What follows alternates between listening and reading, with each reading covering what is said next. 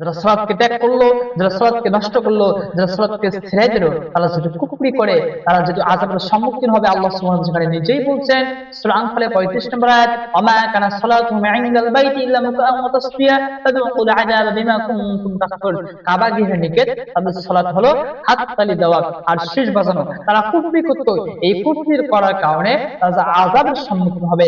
আল্লাহ সুবহানাহু ওয়া তাআলা নিজেই যেটাকে কুফরি বলছেন।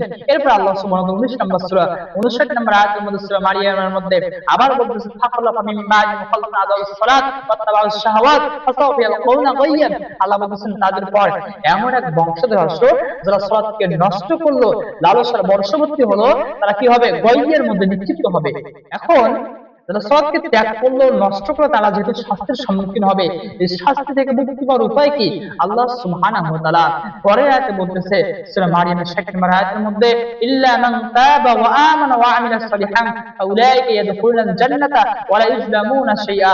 আল্লাহ সুবহানাহু ওয়া তাআলা বলেন যারা সালাতকে ত্যাগ করে নষ্ট করলো, লালসার বর্ষবর্তী হলো, তারা যে আযাবের সম্মুখীন হবে, তারা যে গয়্যের মধ্যে নিক্ষিপ্ত হবে, আল্লাহ সুবহানাহু ওয়া তাআলা তাদের জন্য বলতেছেন। তবে তারা নয় যারা তওবা করে, ঈমান আনে, সৎ কাজ করে। যারা তওবা করবে, ঈমান আনবে, সৎ কাজ করবে, ফাউলাইকা ইয়াদখুলুনাল জান্নাহ, তাদেরকে আল্লাহ সুবহানাহু ওয়া তাআলা উহারাই তাদেরকে আল্লাহ পাক জান্নাতে প্রবেশ করাবেন, ওয়ালা ইউযলামুনা শাইআ, এবং তাদের প্রতি কোনো জুলুম করবেন না। অতএব তওবা করতে হবে, ঈমান আনতে হবে, এরপরে কি করতে হবে? সৎ কাজ করা লাগবে। যদি আমরা তওবা করি, ঈমান আনি, সৎ কাজ করি, তাহলে আল্লাহ সুবহানাহু ওয়া তাআলা আমাদেরকে জান্নাত দান করবেন। এরপর আল্লাহ সুবহানাহু ওয়া তাআলা আরো বলতেছেন জান্নাতি আদনিল্লাতি ওয়া'আদার রাহমান ওয়া ইবাদাহু বিল গায়ব ইন্নাহু কানা ওয়া'দুহু মা'তিয়া।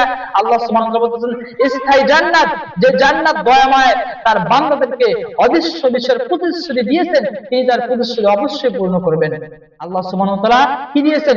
প্রতিশ্রুতি দিয়েছেন, স্থায়ী জান্নাত, অদৃশ্য বিষয়ে তিনি প্রতিশ্রুতি দিয়েছেন। যারা ঈমান আনবে, সৎ কাজ করবে, আল্লাহ সুবহানাহু ওয়া তাআলা তাদেরকে স্থায়ী জান্নাতের প্রতিশ্রুতি দিয়েছেন। এরপর রব্বুল আলামিন বলতেছেন লা ইয়াসমাউনা ফিহা লাগওয়ান ইল্লা সালামা ওয়া লাহুম রিজকুহুম ফিহা বুকরাতান ওয়া আশিয়া। আল্লাহ সুবহানাহু ওয়া তাআলা বলতেছেন সে জান্নাত এমন হবে, সেখানে শান্তির সম্ভাষণ ছাড়া আর কিছুই থাকবে না। সকাল সন্ধ্যা তাদের জন্য কি থাকবে? রিজিক থাকবে। আল্লাহ সুবহানাহু ওয়া তাআলা এরপর আবার বলতেছেন তিলকাল জান্নাতুল্লাতী নুরিসু মিন ইবাদিনা মান কানা তাকিয়া। আল্লাহ বলতেছেন এটাই হলো জান্নাত, যার অধিকার করব আমার বান্দাদের মধ্যে যারা মুত্তাকি, আল্লাহ সুবহানাহু ওয়া তাআলা তাদেরকে এই জান্নাত দান করবেন। যার এমন জান্নাত যেখানে কোনো অশান্তি, কোনো কলহল, কোনো কিছুই তারা শুনবে না।